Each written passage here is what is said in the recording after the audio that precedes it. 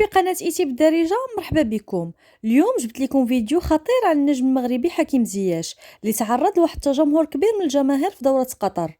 في هذا الفيديو كتشوفوا عدد كبير من المعجبين كيجريو باش يقربوا من زياش ويتصوروا معاه او ياخذوا التوقيع ديالو. وعلى الرغم من الزحام الكبير، زياش بقى هادئ والابتسامة المعهودة والتعامل مع الموقف بكل روح رياضية. هذا الفيديو كيأكد لنا شحال الجماهير العربية والعالمية كتحب زياش وشحال هو محبوب بسبب الشخصيه ديالو متواضعه.